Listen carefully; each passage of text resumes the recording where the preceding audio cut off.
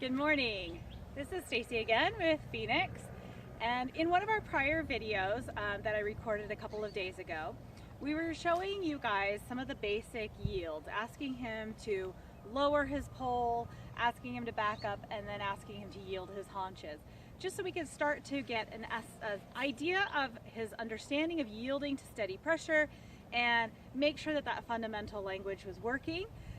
And I discovered something in that process, right? So going back to that very basic element helped me to discover that this horse was really struggling with bringing his left hind leg forward and across his outside hind leg. And that demonstrates that he was finding difficulty in stretching through his back. There's a few other things that I've noticed with this horse that I don't have on video. But for instance, when he canters on the right lead, he tends to switch out behind. And all of these things kind of indicate a bit of tension and that he's a little locked up in there. He gets some body work, so we're not really concerned about that. I think it's habit and how he uses himself, right? His handedness. So we're going to be doing more of these yielding movements, and what I want to show you today is another way that you can work with your horse in hand. This is a really good exercise for suppling your horse quietly and calmly. And you can build in some auditory cues. You can work with some of the feel in the bridle and coordinate your leg aids to your rein aids in a way that will really help once you go to get on the horse. And so Phoenix and I are going to demonstrate that concept here today. So where I was previously using steady pressure, I am going to be building to the idea of using rhythmic pressure with my dressage whip in order to be able to produce that yield. But to check in today, I'm going to start with the thing that I had originally done, the step one, and see where that is today. And like I said, we've had a couple of days. He had a day off and another day of work since then. So I feel like it's a little bit better, but I just came right out here and we haven't done anything else. He's been in turnout this morning. And so we will we'll see where we're at, right? So we have to always work from where our horse is at that particular day, and we'll see what we have today, where we can go. All right, so I have my reins over his neck. I'm going to take a hold of this inside rein, and I want to hold my rein just like I would if I were riding. So the part of the rein that's coming in from the bit goes between my ring and my pinky finger and comes out through the top of my hand. This allows me to use my aid just like I would when I ride. Even if my fingers are closed on the rein, when I'm riding, I'm closing my fingers together, and I can go from the top down to the bottom, and I can go to the bottom to the top. There's a couple of different ways to do that. That's a good topic for another video, why I might do one or the other. And but the idea here is that if I'm progressively squeezing the fingers, I'm not just taking the whole hand all at once, because that's an on and off. I don't want on and off. I want a dial. I want volume. I want nuance to what I'm doing, right? So I want to be able to have a lighter pressure and an increased pressure, and that gives me the opportunity to start an aid, and if I get the reaction that I want, I can go passive in that aid. And I don't know if you guys can see that on the video. Sometimes for my horses, it's a very, very subtle. That's what I'm aiming for. That's what I hope that I have, is an extremely subtle aid like that has a deep meaning. Okay, so again, I'm holding my rein same way that I would if I was riding. I pat my horse to make sure that he's calm and accepting that my hand is there. I have my hand pretty much where my leg would be if I slid it back slightly, and then I'm going to press. My intention is looking over the top of my horse. I'm pressing, and I'm still getting those steps where he's stepping. There he stepped forward and across. I'm going to keep asking. There was a better step that I rubbed. And he finished it off again by bringing that leg out behind him. So this is an interesting observation, and this is the essence of dressage, is that we're going to pick up on these things that our horses are doing with their bodies, their habits of their movements, and we're going to help gymnasticize, help make them more supple, more even, more equally capable in both flexibility, strength, and then eventually amplifying those gaits. But as I move to the other side, same process. I'm even going to add a little cluck.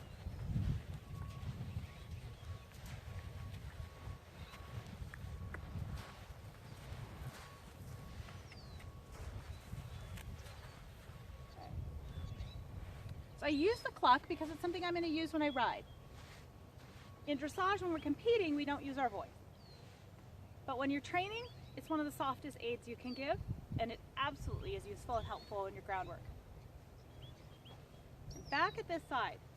This time, I'm going to be really conscious of adding in my rein aid to help my horse. So as I use the rein, I'm going to be massaging it with the idea of getting him to yield a little bit more in the jaw and in the poll. And you can see he gave me a little closure through the poll and a slight flexion. That helps to engage the sympathetic muscle system that should help him to lift his rib cage up and over. So part of this process is that my horse has to move his ribs. Yeah. What a difference, okay? You know, the last two steps were not quite as good. The initial steps were much better. He had much more understanding, right? So in order for my horse to move the legs, to make the legs go where we're wanting him to go, a lot of the time, almost all of the time, it's really about how we're organizing the body mass that's above those legs, okay? If my horse's rib cage, and we have to think, our horse's rib cage is held in a sling. Hi, sweetie. Horses don't have collarbones here like we do. So there's a sling of muscles that his whole rib cage hangs in, and it can actually be shifted over the legs very differently than us, where we have a frame here that really doesn't allow our ribs to move and sit to one side over one shoulder. Ours just don't work that way, but for the horse it does. And so if he's got his body mass, his rib cage, tilted over here over the left foreleg and over his left hind leg, he's going to have a really hard time. Just if I did the same thing, if I move my rib cage over my left leg and then somebody says now move it, I'm going to be like, I can't do that, right? So I'm going to help him, and that flexion that I'm creating through the rein is going to help him to get the rib cage over, and then the hind leg will be able to step more easily. Well, handsome. So again, I've got a little flexion in front, and then I ask him across. Over. Yeah. Hey, much, much better. Hey. Just a moment here now. I'm going to show this with the rhythmic pressure of my whip. I'm going to switch sides just so we're not too much onto one. Got an itch, he says. This is very concentrated work. Same thing, I'm holding my rein. If I'm concerned about the rein and it's flopping, I can take some of the outside rein and make it, let's see if we can do this where everybody, I know you guys can see this. Oh, sweetie. Oh, pumpkin. So I've got my rein where I want it. I'm going to take some of the excess from the outside of his neck and I'm bridging it, just like I would if I were riding. I can easily slip that out if I need to allow his neck to have more space. Good job, buddy. You can see in that little flexion, if you want to rewind, you can see the nuchal ligament flip across the wings of the atlas joint up there. All right, so I'm going to bring my whip a little closer, closer, touch, touch, touch, touch, touch. Good boy. And then rub. So I touch lightly, repetitively, in a predictable rhythm. Okay, this is nothing spastic that is going to surprise or scare my horse. I don't want him moving from the whip because he's afraid of the whip. I want him moving from the whip because he understands it as an aid. Okay? So again, I have my reins organized. I'm asking for that little flexion. You can kind of see my hand, my wrist tips. I've pet him first, right? And I kind of bumped him with it. That's going to happen. I need my horse to tolerate those things. I'm just going to come back in and pat him. You can see he's got a little skeptical look on his face. He's not quite sure. That's okay. We're going to learn. Okay? But I'm aware of that, and I'm taking the time to address that uncertainty before I go on. I don't want my horse always moving when a whip moves. Hi, you think you're gonna nibble on me. So this is another little scenario. He thinks he's gonna nibble. I have an elbow that can kind of go, I'm gonna start over here. I ask my flexion, rhythmic pressure. It gets closer, closer, close enough to touch him.